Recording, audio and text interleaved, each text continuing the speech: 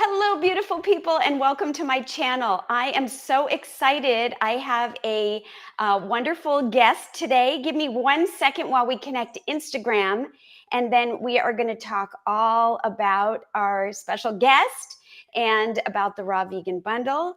And I think we are, let's see, are we connected with Instagram?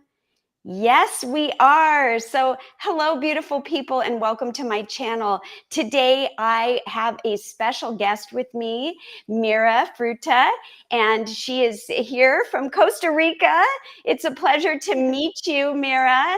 Welcome to the channel. We are both here to talk about her contribution and her lifestyle.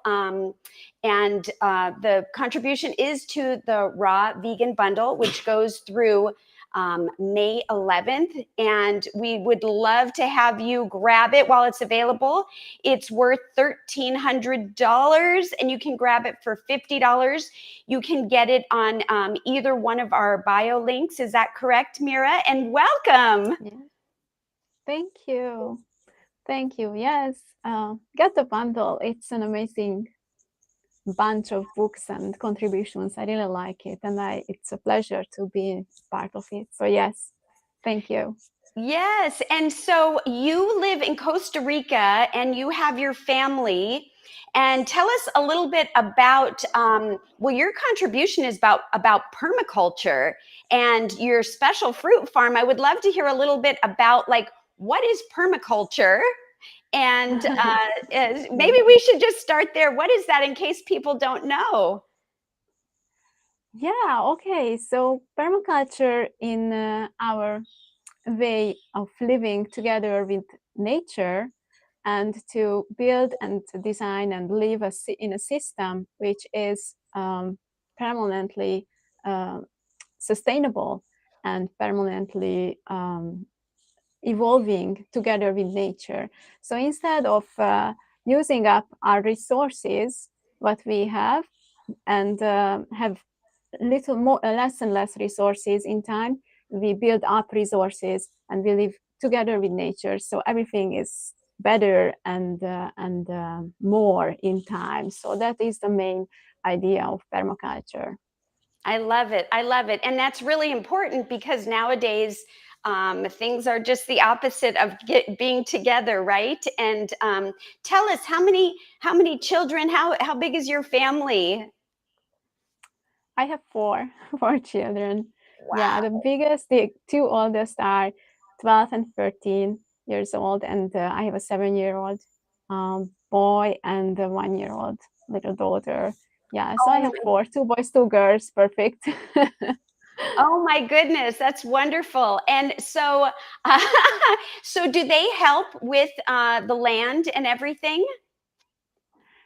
Yeah, they are the main reason why we started to our fruit homestead and why we settled down, because I find that for them it's the most beneficial way of life to be settled and rooted in a natural garden and food forest and live their everyday life in in this environment, and they observe plants growing and they plant and see what's growing and harvest, and then they watch animals, wild animals like lizards and spiders and scorpions and frogs. They love frogs, and they yeah, they have these birds they listen to and check birds all the time, and just walking in nature. So that's their everyday reality, and their food is coming from the trees. So they go out and then, oh mom, there is a ripe biriba on that tree, and they are super excited because they were here when we planted them, and they are always excited to get the new fruit. And they're just, yeah, this is their everyday life. So yeah, they live in this environment like their second nature or their nature. Yeah, and it's very beneficial for them, as I see. It's very beautiful childhood in my view. Yeah. Yeah, that sounds amazing. And how exciting. I know I have garden not like yours, but when anything grows, I mean, I have little grandchildren and even my adult children, my husband and I, we get so excited when you see something that you started from a seed or a small tree or whatever, and then it blossoms into something that we can take in the house and clean and eat. It's really rewarding. I bet that's really fun to watch the kids. So, so your contribution to the bundle, this bundle, you should grab it, click the links in either one of our bios, and you will have until June 30th to download everything, and it's a great deal. But can you just share what is your contribution? You actually had 3 I was looking at, and they looked fantastic. If you just want to talk a little bit about your 3 contributions. Yeah, thank you. Yes, we can. Yeah, I start with the permaculture book because we were talking about that. So permaculture, and my permaculture book is about a whole design to a raw vegan fruit-based family who would like to move to the tropics. And I created a permaculture design for a new property for them, which is centered. They are centered. The family is centered in the design, and I designed it to be together with the children as a family. And yeah, so that is my first book, and it includes the whole design, like a water design, how to harvest the water and how to be self-sufficient in water, and also zoning, which means that what is like the greenhouse where we gardening and kitchen gardens and the natural swimming pool. And then the fruit orchard, which is the main reason they want to move to the tropics. So I designed the fruit orchard and selected the best fruit selection for them. So my design is, my book is about this whole design and about the family who wants to do this big step. So this is my first book. Yeah, before you go on, I just want to say, in looking through the permaculture book that you designed, which is well over 100 pages, I believe, you really did. It's like you engineered or really mapped out how to do it, where to grow it, how to put it together, and based on your piece of property. That's just something that I had never seen before. And I think a lot of people will get a lot of value out of that. And so what is the next one that you, if just want to touch on the other 2 books, because they are so great as well. Yeah, thank you again. The next one is a recipe book. It's a very simple. I collected very simple recipes that we made when we moved to the tropics, and we still we ate things that are available also in the temperate climate. So they are doable in both climates. And yeah, they are very simple recipes with what we can do with children together, because for me at least, my experience is that if I want to live together with my children and I would like to share my life with my children, then I have to simplify things down so they can be part of it. So my recipes are super simple, and I have tips how to involve our children and how can we involve them in the kitchen, so it will be fun and quality family time together. Yeah, and it's a very important part of our life. And yeah, you can get that in the bundle as well, so get the bundle. Yeah, definitely. I was looking at your recipes and I was getting very excited. There's sections on different things, but one that I'll just briefly talk about is you have pizzas in there, raw pizzas, and you make the crust with different types of mango. I saw one was using a green mango and a ripe mango, and you share how to do that. And so I hope to find a green mango. I've got some of these. No, I use papaya, but mango can be a good idea as well. I will try it. Yeah, green papaya and ripe papaya. Yes. Okay. See, so I have a lot to learn from you. Yeah, so and then you have all kinds of variations of that in it. So it's exciting, and I could see why your family would enjoy doing that. Just wondering, were you, where were you before you chose Costa Rica, and why did you choose Costa Rica? Yeah, we are from Hungary.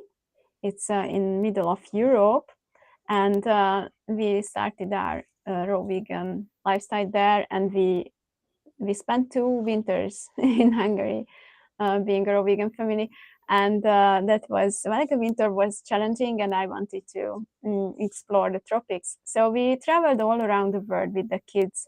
We have been in Asia, Thailand, Malaysia, Indonesia, Australia, and then we went to America and Ecuador, Peru, yeah, and Panama. So we had a big Colombia. So we had a big trip, and then we went back to Asia again, like for Borneo and Thailand. So we really went around the world, and we explored the fruits and also the local communities and the local cultures. And then we decided to settle down in Costa Rica because, well, we had 3 main reasons, I think, if I have to put it in a nutshell. One, because we can buy land in America, and we cannot buy land in Asia as foreigners. And 2, we can settle down and get residency here. It's manageable, not like in Asia. And 3, it's a very nice climate, and there are already fruity people with good fruit genetics. So I think this is the 3 main reasons for us, That's to settle down amazing. in Costa Rica. That's wonderful. Wow, what a journey. I mean, that's Yeah. exciting for me to hear about your journey. And we do have a chat, someone in the chat asking a question. I want to say hello, Video 1000 Nights.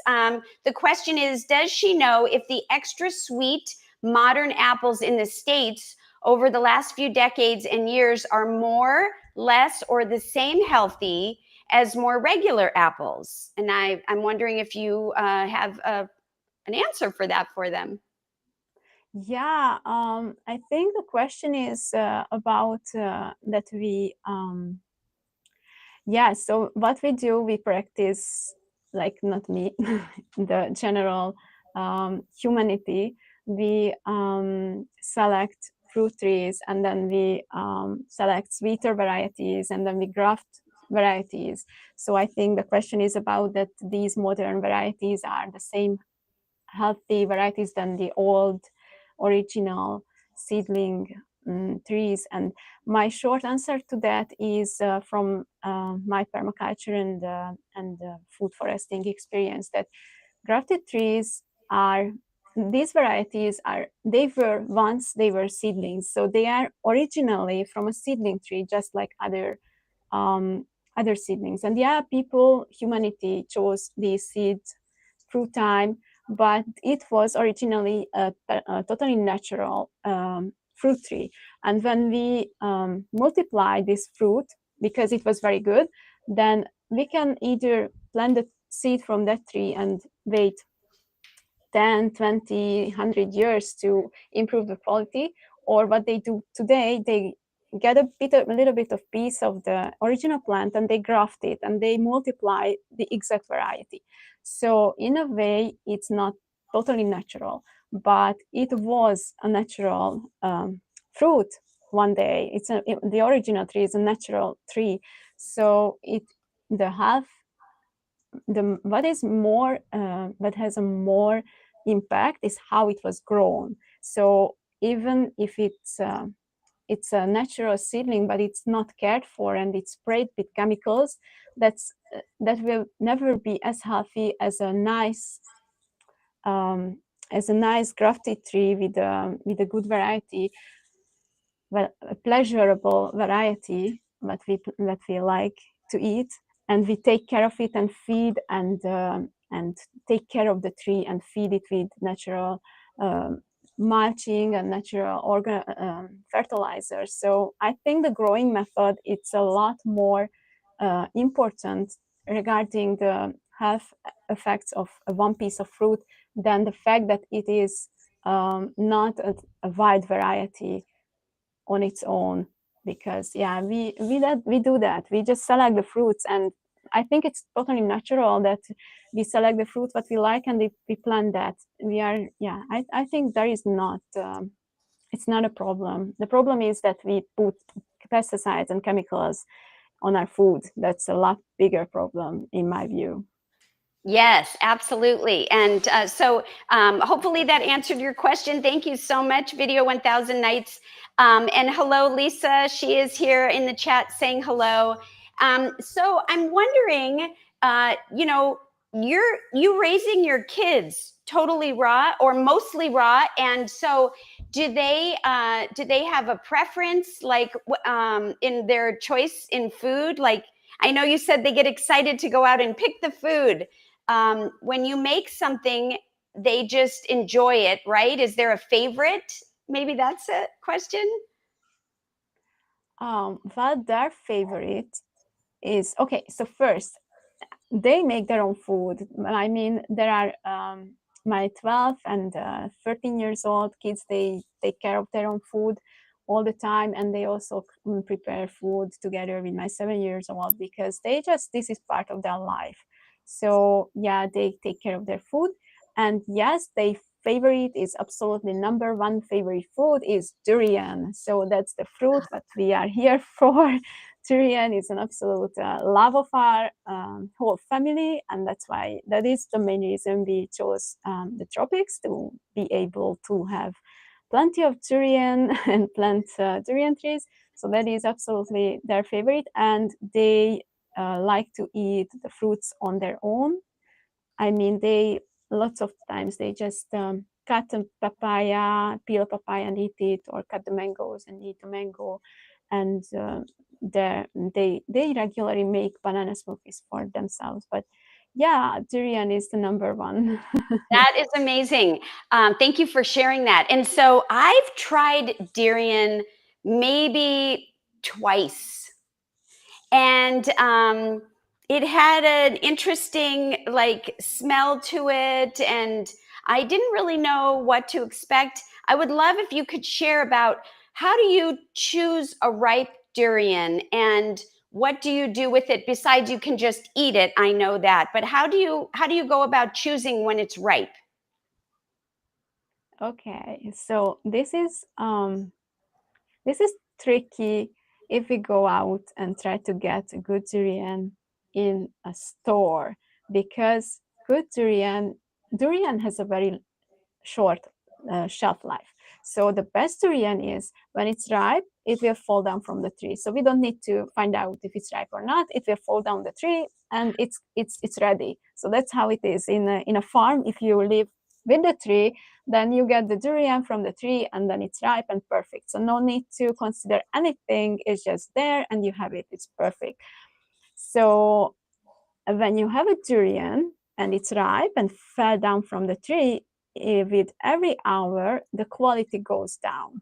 So it has a very short shelf life, and this whole onion smell and smelly feet smell and I don't know, a lot of things that are coming around durian is just because people who trade durian, they don't respect this short period of time when the durian is in its peak quality, and then it rottens very quickly.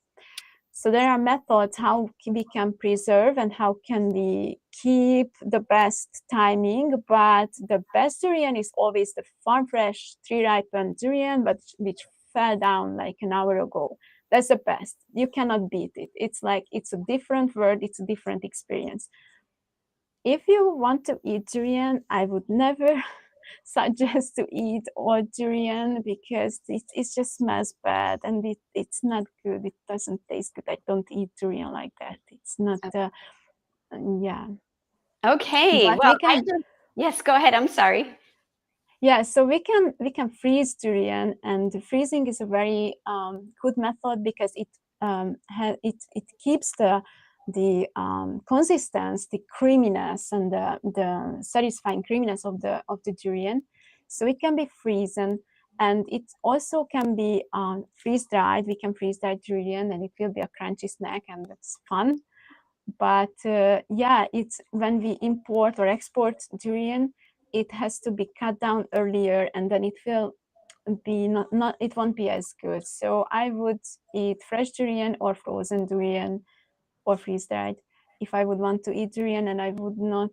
Yeah, and freezing is also very important when is it frozen. So if it's frozen in the peak period, or it's frozen because it was not good quality, for example, or some other reasons, it won't be good. So yeah, get a good source to get durian, because otherwise it doesn't worth it. And yeah, but if you get a good one and then it's a very amazing experience. Wow. Oh my gosh. I just learned so much from you. And you know what's really incredible to hear is that you don't have to try to figure out how to get it out of the tree. It'll just say, I'm ready. Here you go. I Yeah. love that. I love that. Do you also grow or have access to or enjoy the jackfruit? Jackfruit is an amazing tropical fruit tree. I love jackfruit because it is a fruit tree which is very strong, grows very quickly, very vigorous. It can handle very different microclimates in the tropics, and even it can be grown in the subtropics. So it's a it can grow in a very wide range, and it can fruit in 4 years, which is amazing. I mean, imagine a fruit like this, and it can fruit in 4 years. And we have the first baby tiny fruits on our on a like 4 of our trees have tiny fruits now. So we will have our first jackfruits or jackfruit relatives in, I don't know, maybe a month or so. So it's very exciting. Yeah, and it's a very good staple food. It has a long season and it's satisfying. It produces a lot. So it's a very good tree to plant. And it's when someone asks me what is the one fruit tree that everyone should plant, I say jackfruit, absolutely jackfruit, because it's so versatile. They cook it when it's unripe, and the seed can be cooked, and also but the fruit is so amazing and it produces a lot. So yeah, it's absolutely the number one tree, and I always put in my designs jackfruits because it's amazing. And yeah. Wow. Oh my gosh. You're making me want to come to Costa Rica right now. um, Yeah. I'm wondering, how do you handle different challenges like, pests or bugs and certain weather when you try to stay true to the permaculture principles? How do you manage, the bugs and things that you don't want? I know some are really good for the soil and stuff. Yeah, so first when I make a design, I need to observe what is present on the site, what I design. So you are talking about first the natural challenges, and there are different challenges that we can face on a property, like wind, rain, drought, yeah, things like that, regarding weather. So we have solutions for everything, and all of them has benefits. So for example, if we take wind, we can build a nice windbreak and we can design it to be very beneficial for our farm.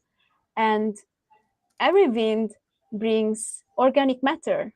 So our windbreak will be a place where organic matter will build up, and we have extra material where extra life is coming to our farm. So wind can be a good thing because it brings stuff, and we can slow it down and we can get the matter what it brings. And this is the same with water or anything that we have. We have to consider what it is, what it can bring for us, and how can we capture it, and how can we protect ourselves from other effects like water. If there are too much water, okay, how can I slow it down? How can I soak it in? How can I capture it? So if I have a dry season, then I will still have water. So we need to consider all of these things. And in my design, I in my book, I did a design which considered all of these on the side. And the bug question is, yeah, if you build a permaculture designed food forest, it is about mimicking nature, mimicking a natural forest. And if we build a natural system, then so these pests, how they call it, these bugs, they come because we planted thousands of pineapples on a hectare. and the bugs can see, oh my gosh, there are thousands of pineapples. I just come here and I can, like, I live in heaven. The bugs don't need to do anything there. They just eat, or anything, not just bugs. Pests are like opossums or other creatures like rats or something. They just go in and they have a buffet in, like, all year round buffet in front of them. So that's why we need to use pesticides, because they are attracted there. But if we build a natural system, if we go in a forest, there are no thousands of pineapples anywhere in natural forest. So if we build a natural system, bugs and every other creature, they need to look for the food, and they need to put effort to find the food. So yes, we have some loss because they eat some, but they have to look for everything, and they have to put a lot of effort to get our food. And we can always favor the predators. That's a very important thing in permaculture, that we favor lizards, we favor frogs, we favor bats, and birds, and all of these just eat all the pests around us. So we build habitat for them, and we plant food for them, and then they are just there and hunting and protecting our fruit. So that's the way how we do it in permaculture, and I love it, and I still learn it, and it's an amazing thing to observe the dragonflies, how they hunt for papaya flies. It's amazing, and mosquitoes. So yeah, we build natural systems where things happen naturally, and there is some loss, but it's not significant if our system is good. Yeah. So, of course, if you're interested in reading and seeing this amazing permaculture book, please don't wait until it's gone. The bundle is available for purchase now through the 11th of May, and you can get the link in my bio or Mira's bio, and it's a great deal, and you get so much information. And so I just want to throw that in there. We are going to, do we have time for one or two more questions? Yes, we have maybe 10 more minutes if you are fine with that. I have 10 more minutes. Okay, Yes. sure. Yeah. So, okay. So here's a question. How do you make sure that you're getting all the nutrients that you need from raw foods? I hear a lot of people say, I'm hungry or I don't feel right. And so how do you know that you and your family, because you have different ages, different sizes, different needs, how do you make sure you're getting all the nutrients that you need from the raw foods? Yeah. Well, I think the nutrients in the food absolutely depend on how they were grown, when they were harvested, how fresh are they, and yeah, maybe just these two, how we prepare it. Maybe that's the third. And if we make sure that our food is as much as of our food is grown in a very rich organic environment, then it will be a lot more nutritious than if we buy in a store. And also, if we eat our food very fresh, like if it's possible, then eat right from the garden, get the food from the garden and eat it immediately, like in an hour, it will have significantly higher nutrient content than if we keep it or store it for days or so, or weeks sometimes. So I think that these two are the most important factors to get good nutrients, the good growing environment, and the freshness, and also, of course, the variety. So we eat. I think durian is absolutely a key for us because it's very satisfying. The kids love it, and it's a very nutrient dense, and satisfying experience. And also other tropical fruits like jackfruit, what you mentioned, or relatives of jackfruit like chempedak. They are, or dabai, it's a fruit, they call it Borneo olives. They are fatty fruits, so things that are very dense and rich are better, and the kids always prefer and choose those. And we eat very fresh things, and we eat fresh greens from the garden all the time. So, and these are the main things. Yeah, variety and growing method and freshness, always freshness is very important. Wow. So when, I mean, it sounds like you are able to sustain and grow most of your food. Do you ever find that you need to go out and buy something at the farmer's market or any other place near you? Or are you able to sustain everything from your beautiful garden? Yes, we are here for, this is our 4th year. And today we are able to have 1 or 2 meals from our farm every day.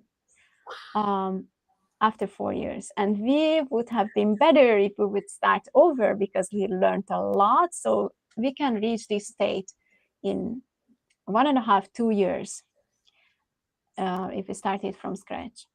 So we have food every day from the farm, but we still rely on sources outside from the farm regarding our food.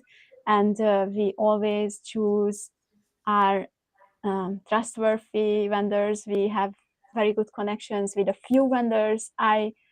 Personally, I don't like to buy food from vendors who don't grow with love. I want food grown with love, with care.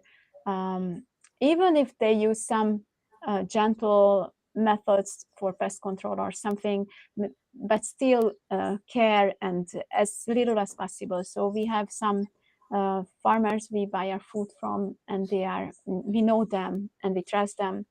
And yeah, we are like this. But there is a big farmers market in Costa Rica, like 2 hours from us. We go there, and it has a good selection, a lot of farmers and a lot of fruits, and yeah, a lot of available things seasonally. So it's great, and we can have all the time, all year round, fresh, local fruits and veggies here, and that's great. Wow. So yeah, anywhere that a person is, most people do have some form of access to a farmer's market, even if you have to drive a little ways out. And I love that you said that you got to know the farmers and you guys have a relationship, so you understand how their practices are and what they grow and all of the questions and concerns. And anyone can do that. I think that's really great. You know, if you can't grow, I can't. That's amazing that you can grow a few meals for your food every day. It would be amazing to have a meal at your house.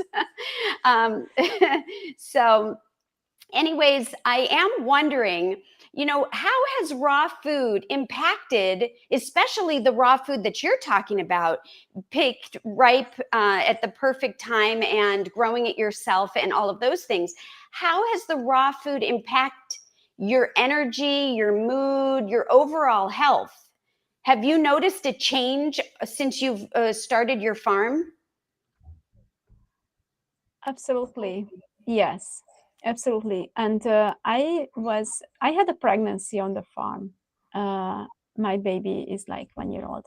And it was a very interesting experience, because during my pregnancy, I could not eat not super fresh food.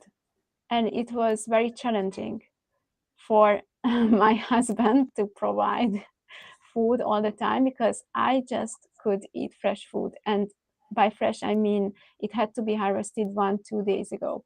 And I didn't find it out. I didn't think of it. It was not my idea of eating then. I just decided in the beginning that, okay, I will let myself to eat what I desire and get everything what I want. And I want this pregnancy to led by my instincts. And yeah, I absolutely trust in this. And pregnancy is a very magical period when we have very sharp senses.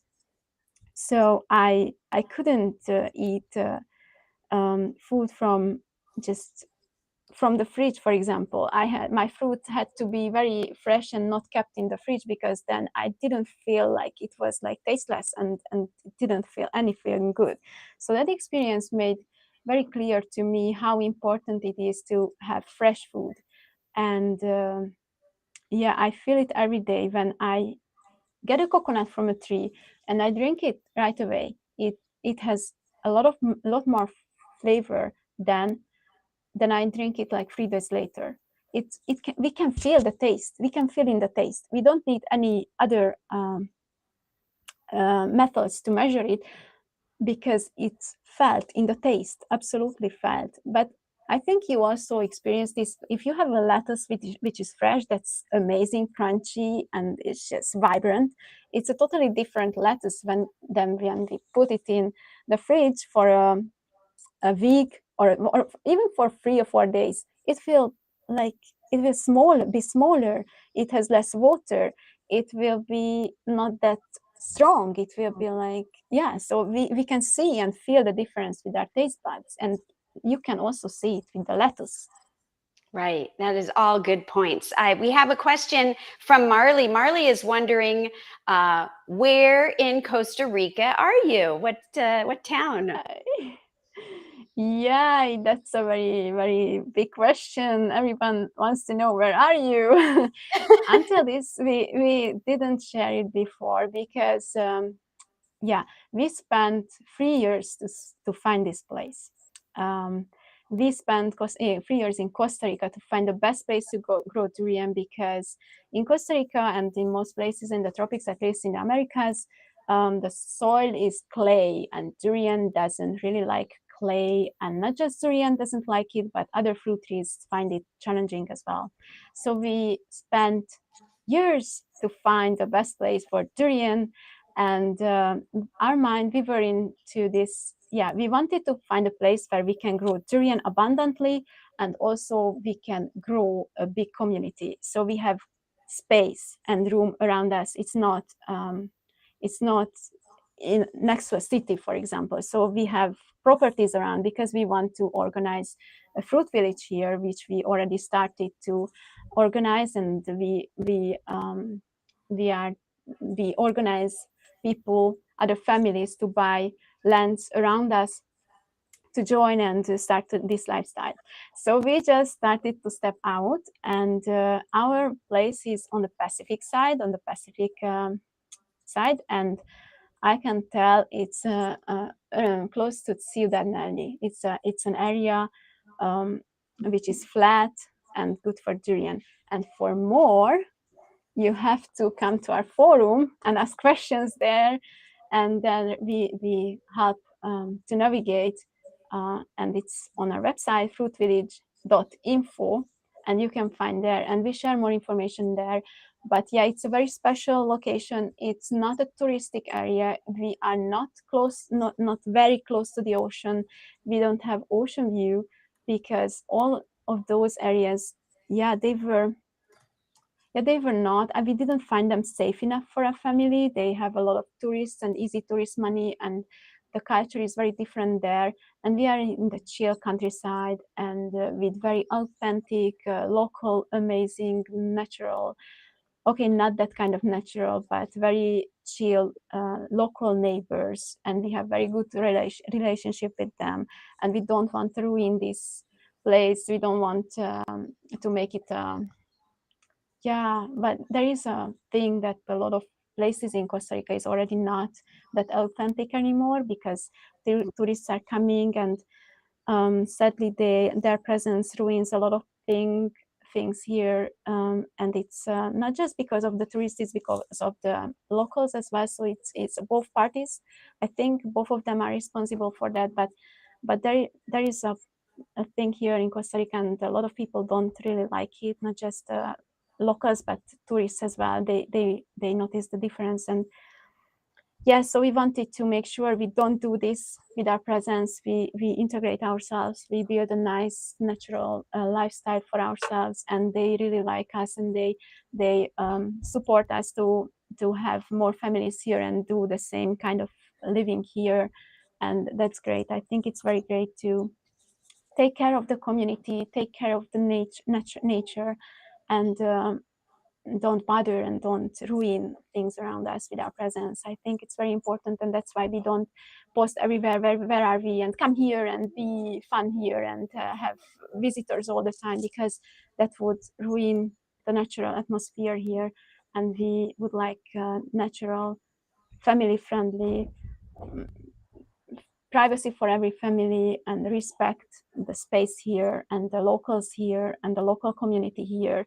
Yeah, that's why we are a bit private with our exact location. Yeah, but you can join to our forum, and when we get to know each other and you have an interest in our fruit village or our lifestyle, then we can go further in this. Yes.